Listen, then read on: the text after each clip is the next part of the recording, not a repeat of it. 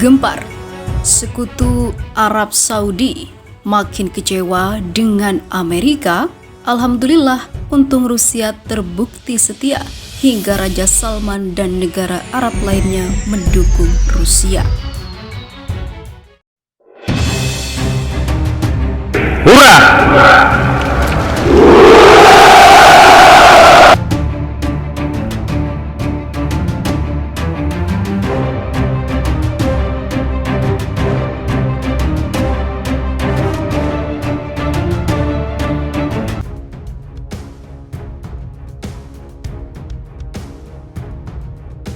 Arab Saudi dan Uni Emirat Arab tidak mendukung upaya Amerika Serikat melawan invasi Rusia ke Ukraina.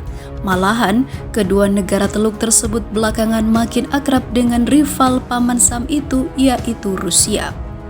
Pada minggu kemarin, Arab Saudi menegaskan komitmennya terhadap kerjasama OPEC Plus bersama Rusia, padahal sekutu-sekutu Amerika Serikat baru saja menghukum Kremlin dengan gelombang sanksi ekonomi dalam skala yang tak pernah terlihat sebelumnya akibat invasi.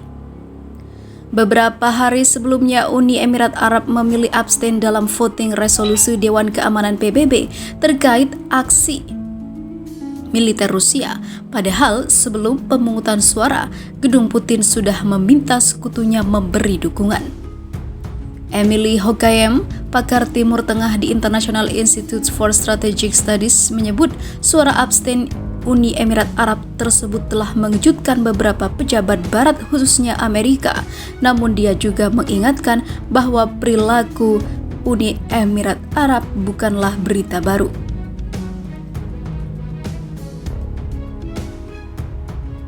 Hubungan Amerika Serikat dengan mitra-mitra utamanya di Timur Tengah dalam satu dekade terakhir memang tak semesra sebelumnya.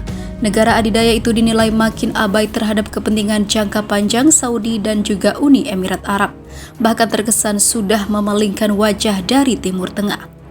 Sebaliknya, Putin adalah salah satu dari sedikit pemimpin dunia yang merangkul Pangeran Mohammed setelah kerajaan itu secara luas disalahkan atas pembunuhan Jamal Khashoggi oleh agen Saudi pada tahun 2018. Arab Saudi yang sebelum mengeluarkan pernyataan tentang invasi Rusia ke Ukraina tengah berbagi kepentingan bersama dengan Moskow sebagai kerjasama OPEC Plus. Di sisi lain, Riyadh telah menolak desakan Amerika Serikat agar memompa lebih banyak minyak ke pasar demi menekan harga yang telah menyentuh $100 Amerika per barel. Ali Sihabi, seorang pakar Saudi, mengatakan Amerika Serikat telah mengirim banyak sinyal bahwa aliansinya dengan kerajaan bukan lagi sesuatu yang bisa diandalkan oleh Riyadh. Oleh karena itu, para pemimpin Saudi telah memutuskan bahwa mereka harus membangun banyak aliansi dan hubungan dengan kekuatan besar lainnya, terutama Rusia. Dia menambahkan bahwa Riyadh telah banyak berinvestasi dalam membangun hubungan dengan Rusia. Ini bukan sesuatu yang bakal dibuang kerajaan ke dalam toilet, katanya. Rusia telah membuktikan bahwa mereka mengingat teman-temannya dan juga musuh-musuhnya dalam perjanjian yang ditandatangani oleh kerajaan adalah salah satu yang akan dipatuhi dengan ketat oleh kepemimpinan Saudi, khususnya Raja Salman dan juga MBS. Politisi Barat memiliki ingatan yang pendek, namun para pemimpin Saudi Arabia tidak. Maka dari itu, Arab Saudi dan negara-negara teluk lainnya memberikan dukungannya kepada Rusia dalam melawan Ukraina.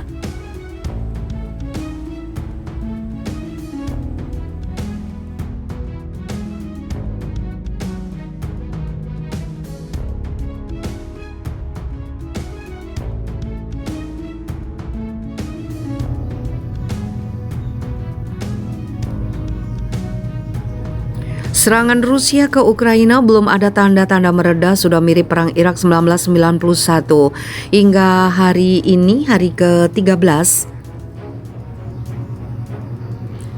Serangan Rusia ke Ukraina belum menunjukkan tanda-tanda mereda. Dalam invasi kali ini Rusia dianggap bergerak lambat untuk merebut Ukraina seperti pada strategi perang Irak pada 1991.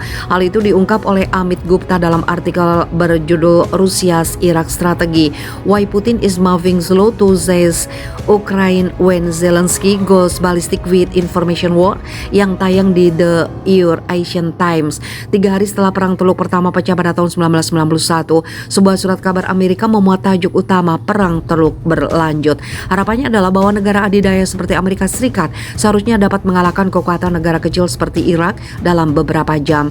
Hal itu menyebabkan Colin Powell, ketua kepala staf gabungan saat itu, menyampaikan konferensi pers yang merinci jalannya perang dan mengapa Amerika Serikat bergerak lambat dan metodis. Perang Ukraina disebut sebagai salah satu di mana setelah 10 hari Rusia gagal dalam memenuhi tujuan mereka. Faktanya adalah bahwa Rusia mengambil langkah lambat dan metodis serta memiliki garis waktu sendiri yang belum diungkap kepada publik. Sementara pemerintah Ukraina, media sosial negara dan pers global melaporkan perang dari perspektif Ukraina, menyerahkan perang informasi ke Kiev. Beberapa waktu lalu pengguna media sosial dituntut untuk percaya adanya hantu Kiev, seorang pilot pesawat tempur yang telah menembak jatuh 6 hingga 9 jet tempur.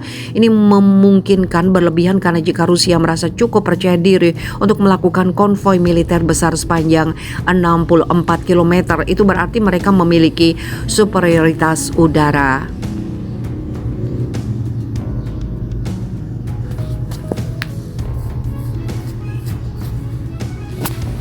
Faktanya, semua rekaman yang telah kita lihat tentang perang berasal dari pihak Ukraina yang menunjukkan bahwa Rusia mengambil banyak korban. Ini sebagian besar kesalahan Rusia yang tidak dapat beroperasi di luar pola pikir mereka tentang kerahasiaan yang berlebihan dan tidak mengizinkan jurnalis independen untuk mengamati kelanjutan kampanye militer mereka. Jika kita mengupas lapisan konflik ini, apa yang sebenarnya terjadi? Pertama, langkah awal Rusia hanya menargetkan sasaran militer Ukraina dengan harapan tidak mengganggu sudut publik Ukraina. Hal ini mengakibatkan pengguna sejumlah besar amunisi presisi berpandu, meskipun tidak jelas berapa banyak kerusakan yang diakibatkan oleh serangan tersebut dan sejauh mana kemampuan perang Ukraina terdegradasi. Kedua, dalam 2 perang Teluk melawan Irak, Angkatan Udara Amerika Serikat digunakan selama berminggu-minggu untuk melunakkan militer dan penduduk Irak sebelum invasi darat diluncurkan oleh pasukan darat Amerika. Begitu efektifnya serangan udara sehingga memungkinkan pasukan darat Amerika memasuki Baghdad dalam 36 jam. Hal itu mengarah pada poin ketiga, yaitu semangat dan kemauan penduduk setempat untuk berjuang. Dalam perang Teluk kedua, tentara Irak melarikan diri dari pertempuran sehingga memberikan jalan yang mudah ke depan bagi pasukan Amerika Serikat. Demikian pula di Afghanistan, meskipun miliaran dolar dihabiskan untuk melatih pasukan militer Afghanistan, mereka tidak memiliki keinginan untuk berperang dan menyerahkan medan perang kepada Taliban.